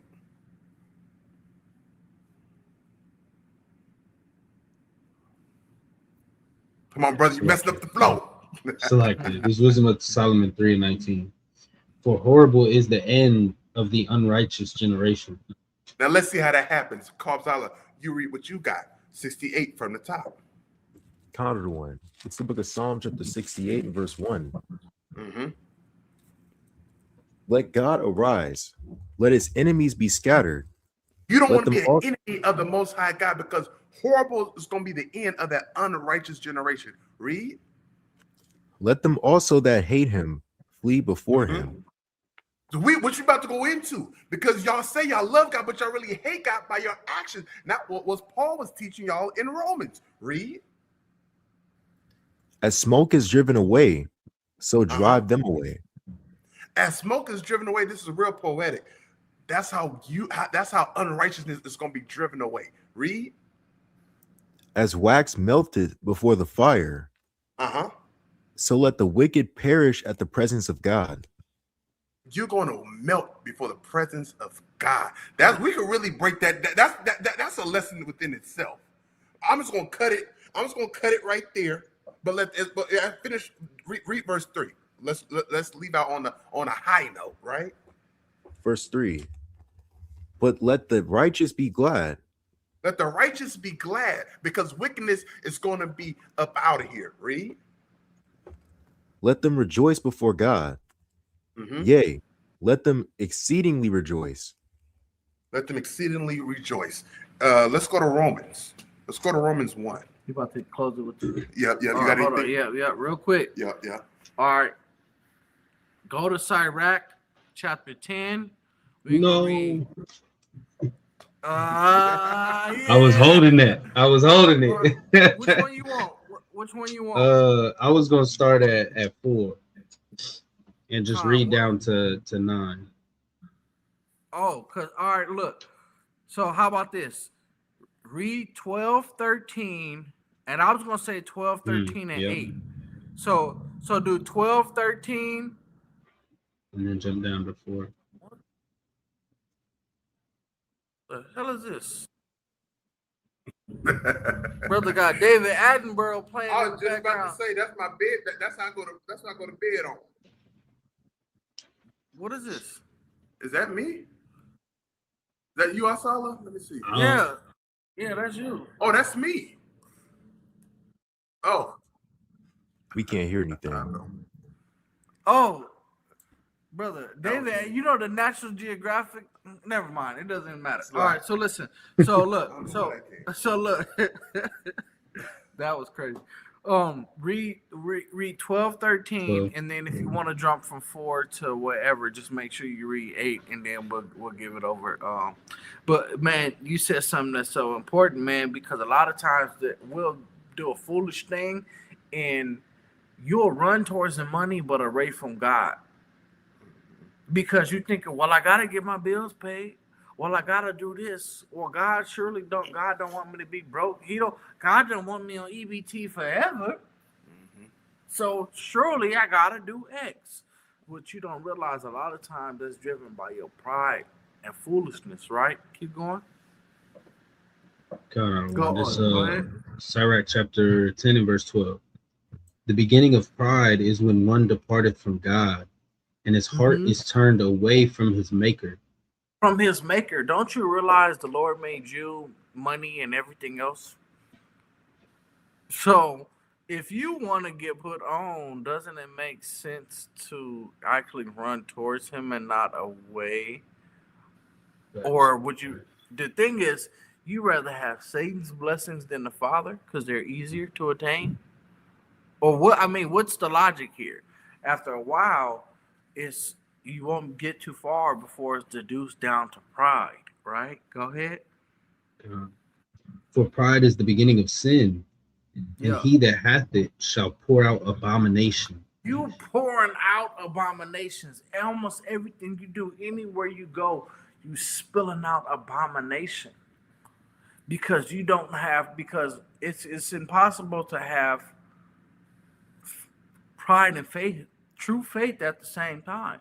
Because if you have true faith, then you'll have true fear. And if you have true fear, you realize that your pride is only through the Father, and there's no pride in yourself. He'll have you spontaneously combust. That's the craziest thing to me. You know, spontaneous combustion. Yeah, that's people wild. literally just catch on fire and blow up. That happens. I was like, that's what. That's weird. That's crazy. But the Lord returns.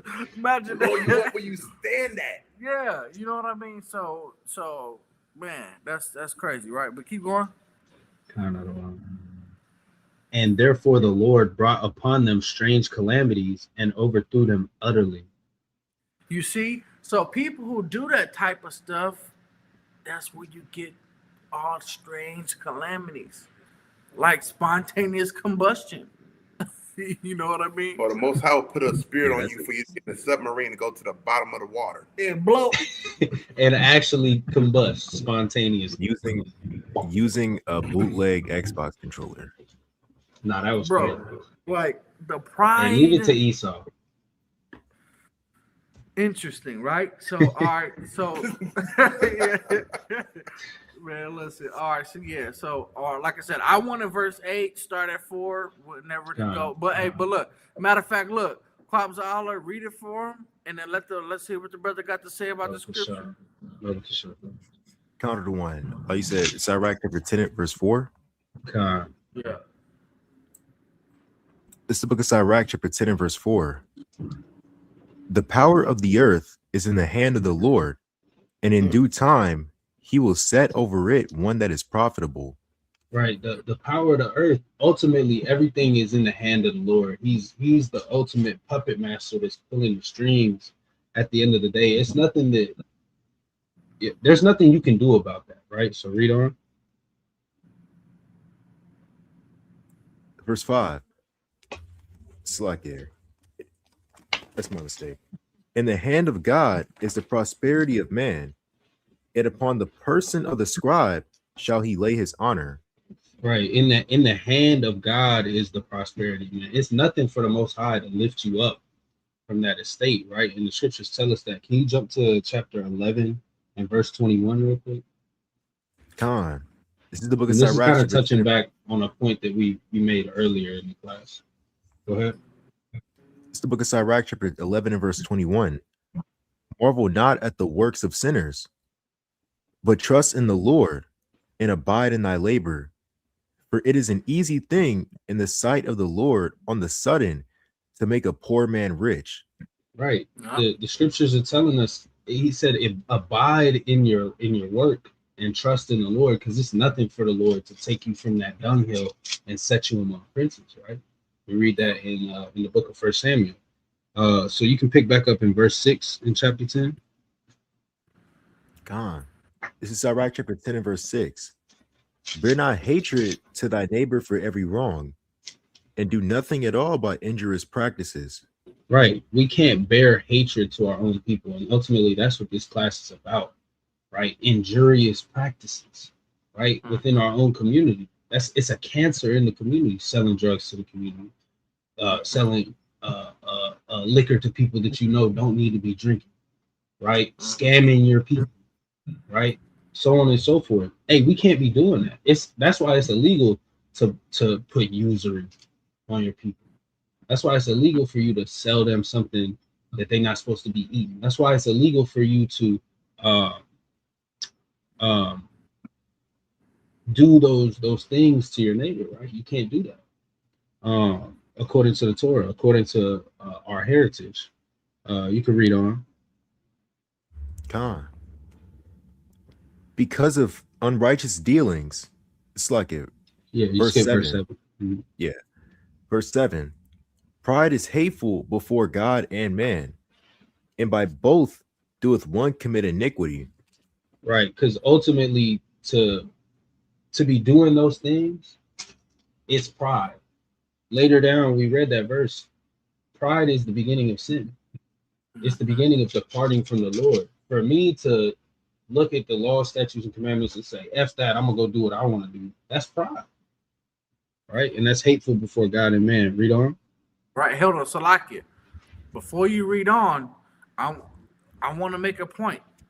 Verse 8 right here is why we bringing this out in the first point.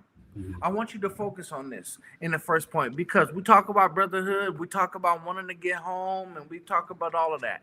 And it might be something saying, why you cared about me getting money anyway? You get your money, I get my money, etc., etc. Stop pocket watching. This is why this lesson is so important. Verse 8. Go ahead, read it slow. Counter to one.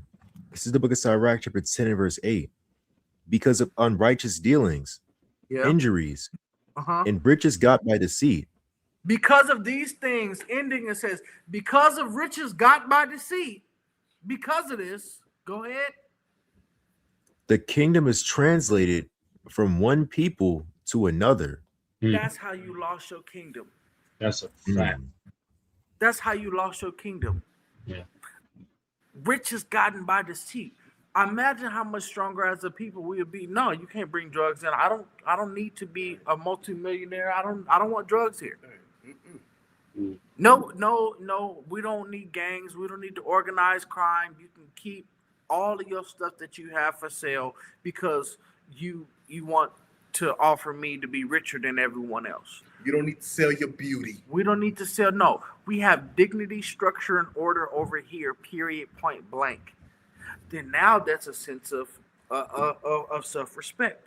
Now we got community. Now we got a culture that we realize is higher and better than everything else. Now your kingdom stands. Now you got true culture instead of having a culture of being for sale. So Go ahead. if we can just read the next verse, I got a point on. Yeah, go ahead. Yeah, my bad. I love that verse. All right, go ahead. Let the brother go. Crazy. Con. It's cool. It's like a con. Verse number 9. Why is earth and ashes proud? There is not a more wicked thing than a covetous man. Salaki. There's not a more wicked thing than a covetous man. Now let's see how Sirach describes a covetous man. Read on. For such an one setteth his own soul to sale. He what? For such an one setteth his own soul to sale. Isn't that what we're talking about? A covetous man, he's going to set his own soul to sale. He don't got nothing to lose. He's going to set his own soul to sell because he's covetous, because I want those riches. I see it. I want it. I got to have it. I don't care what it takes. I'm going to sell my soul. And what the other one was just saying, right? If somebody will sell their soul, what do you think they'll do for your soul? Right. They'll sell your ass. What happened to Huey? What happened to Malcolm X? What happened to okay. Why do I always forget the brother's name? From Chicago, Black Panther Party. Fred Hampton. Fred Hampton. What happened to Fred Hampton? Hey, he had a brother, the chief of his security was an FBI informant. He was a covetous man. He sold his own soul, right? And he sold his people out. And that's how you lost the kingdom, because covetous men, they don't care about their people. They don't care about themselves. You don't care about yourself. How you going to care about your people? Right? We can finish that. And I'm going to yield. Con. Because while he liveth, he casteth away his bowels. He cast away his bowels. Hey, you got no cojones. No cojones. Right? How you? Mark. Mark. I was gonna say this also touches on a point, that the Otto William was going into on our camp video earlier on the main channel, going into not joining the pity party. You have to have a love for yourself in order to love your own people. Yeah. And also another quick point on that, as well, is because the reason why the kingdom is translated from one people to another, and that being, of course, the cause of our fall, is because when we utter these curses, we eat in the fruit of our own way. Like the Lord said, man, in Proverbs 1, I want to say, we eat in the fruit of course, not upholding things like, don't be an extortioner, don't, again, you're not coveting and whatnot, right? You not bearing any grudge against the children of your people. You not upholding these things is the reason why, of course, we face the circumstances that we have. So when it comes to, of course, the fall of our kingdom, that's the reason why, because of the standard, because it's like this. The Lord said, come not unto him with a double heart, and distrust not the fear of him when you're poor. I want to say that's Sirach chapter 1. But where your desires is at, you putting your trust within these different riches and whatnot, right? And you placing your trust within that rather than, of course, the trust within, hey, if I do the right thing, the Lord got me, right? And you letting that lead your life. Of course, that's the reason why we look up and we have the results that we do. That's the reason why there's a show called Snowfall, man. And of course, that's the reason why it has storylines like that. And that's the reason why it's so real for us today, because again, these problems and these situations, hey, it's real life. I yield there. Hey, Con. You got anything else? Did you want to? I see you. Nah, that's all right. Okay, We can go to, you want Romans? Yeah, we don't gotta hit. Let's hit the point. Let's go to Romans real quick. We kept the people. We're already approaching on the 2-hour mark. Let's hit some points. Give me Romans 1 and 18.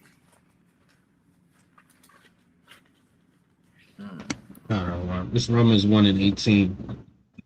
For the wrath of God is revealed from heaven against all ungodliness and unrighteousness of men who hold the truth in unrighteousness.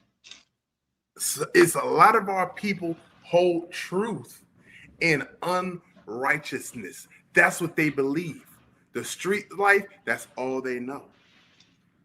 And they hold firm to that thing. Yeah.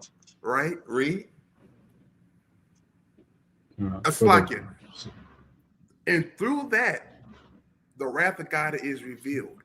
All the sorrows that come along with their lifestyle. Because if you wasn't living like that,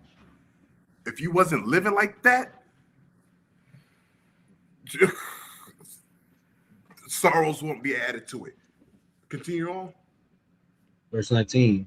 Because that which may be known of God is manifested in them, for God hath showed it unto them. Read. For the invisible things it's a lot to break down. I'm just going to hit the points in this, just for the sake of time. Verse 20. For the invisible things of him. Actually, jump down to 21. 21.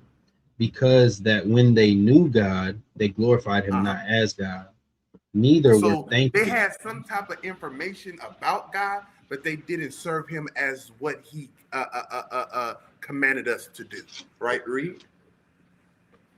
Neither were thankful, but became vain in their imaginations, and their foolish heart was darkened. They became vain in everything that they did because they didn't accept the knowledge of God. What is the knowledge of God?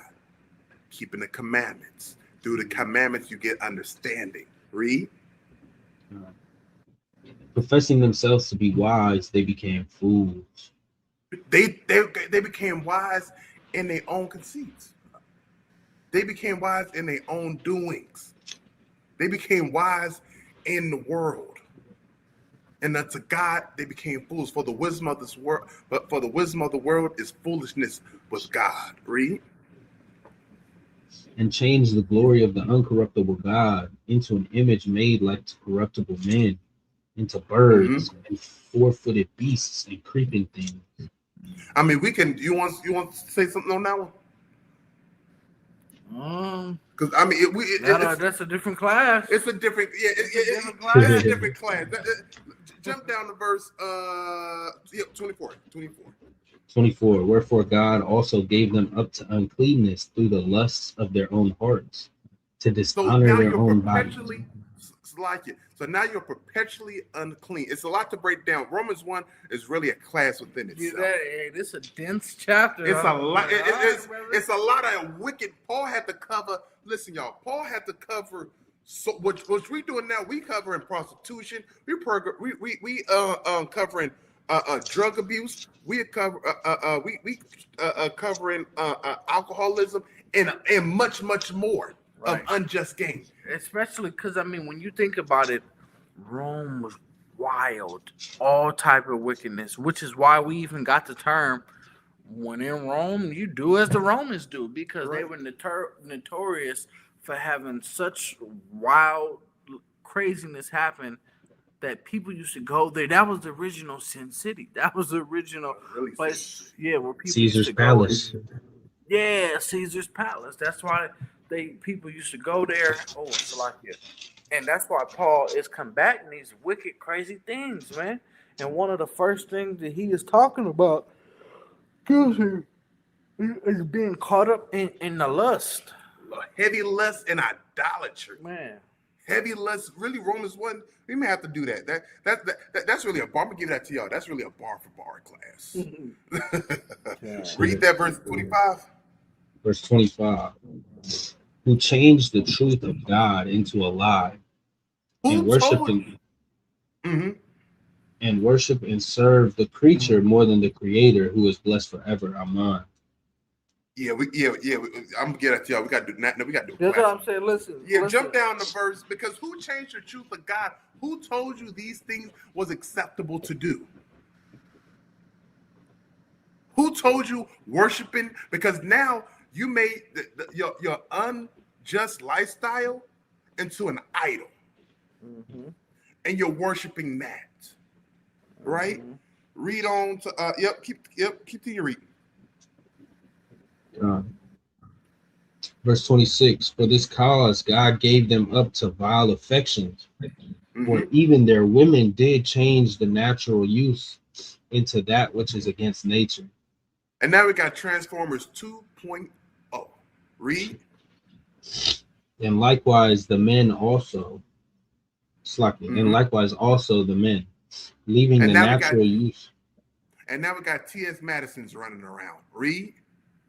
Leaving the use of the woman burned in their lust one towards another, men with men working that which is unseemly. Slakia, jump down to 28. Y'all understand that thing? It's a lot.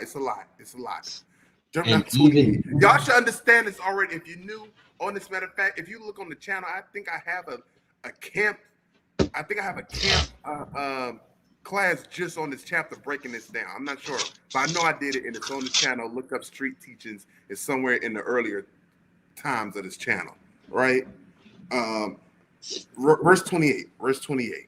And even as they did not like to retain God in their knowledge, God gave them over to a reprobate mind. He gave you over to those lusts. He gave you over to that mindset. Read. To do those things which are not convenient. And being honest, those kind of lifestyles, it's not convenient. It's not when you really look at it, you think it's convenient, but because God has darkened your understanding and gave you up into that, you think it's convenient, but it's not. It's not really convenient for you. Right. Hey, Salakia, I don't know. It's a lot. Go ahead. I was gonna. Oh, Salakia. No, my bad. Go ahead. No, I was gonna say like that's really how it is though. Like them lifestyles. Looking back in the world, like look, it's after hours, right? Back in the day, man, I used to go to school, $0 in my pocket, and somehow my fiend ass will find a way. I'm leaving school with some green in my with some weed in my pocket, and I'm getting it done. I'm finding a way. It's inconvenient, mind you, I was a relatively highly recruited football player. I was going out of my way, and I tarnished some opportunities that I had because I wanted to be doing stupid stuff with my friends, being bad. You know what I'm saying? It's not a convenient way to live, but I convinced myself in my mind. I was given over to that reprobate mind, like, oh, I need this. This is for recovery. Oh, this makes me feel better. Oh, this, you know, you give yourself over to that mind. In my Bible, where it says reprobate, it says mind void of judgment. And that's what it is. If I don't have judgment, I can convince myself that something that's not good for me is good for me. Right. And that's exactly what that is, man. Oh, yeah. Man, bro, that's so heavy, man. I know somebody, I got a homie who he made it to the MLB. Now, you know that baseball money is long paper. Damn, he made it to the MLB, not the club team. He made it to the league, got signed. The show. And blew it up. He blew it off smoking, trying to party, trying to do everything else. And people like, bro, you made it, you good. Like, this is here. Continue. We need you to continue on for us. And he squandered it. I got a story. I'm not going to tell it on here. You got to come to a feat, because I'm not going to put myself out there like that. No. Buyer know the story because when we rode up there, you know, that's a 6-hour drive, you know, get to talking, right? But I do got a story about blowing some money. Oh boy, I regret it. Brother. He said blowing some money. Brother. This would have been wild all day. So look, jump to verse 32. I thought this brother said something else. Hold on. Yeah, go to jump to verse 32. Go straight to 32. Prophet Allah, and go to 1 Corinthians 10 and 32, I believe. That was crazy. Is that 1 Corinthians 10 and 32? What's happening right now? 10:32. Romans 1 and 32. It's the book of 1 You say you wanted Romans 1 and 32? No. You said you had Asala. I'm just telling that Asala. 1 Corinthians 10. Read the book of Romans chapter 1 and verse 32, please. That's right. Who knowing the judgment of God, that they which commit such things are worthy of death, not only do the same, but have pleasure in them that do them. You see that? There are a lot of people who play the gray area and they say, well, it's not me. I'm not committing sin, but they're enjoying the system that's in place, or they're having pleasure in other people that are doing them. Hey, I didn't kill him. I just was driving. Or, hey, you know what? Yeah. You know what? I didn't sleep with him, but there's just a sugar daddy situation and blah, blah, blah, blah, blah, blah. But I'm taking advantage of prostitution, the world of prostitution. There a lot of us, and that's how you get your lust. You get enticed because you play in that gray area, and you get closer and closer and closer and closer, and before you know it, you end up somewhere you never thought you would be. You can't go to heaven with a sweetheart and a wife. What you doing? Go to first 1 Corinthians 10 and read verse 31. We're gonna end out there. Counter one. This is the book of 1 Corinthians chapter 10 and verse 31. Whether therefore ye eat or drink, or whatsoever ye do all to the glory of God. Whatever you do, it must be bringing some glory to God. That's what, in all your acts, you think about it. Think about it. What you're getting ready to do, is this going to be pleasing to the Most High God? And if you got to think about it, I bid you not to do it. Y'all got anything before we shut it down?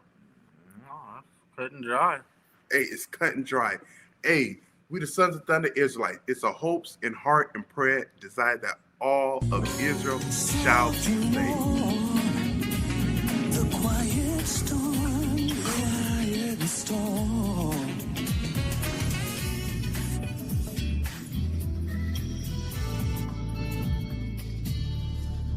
I feel like Carl Winslow walked out after that.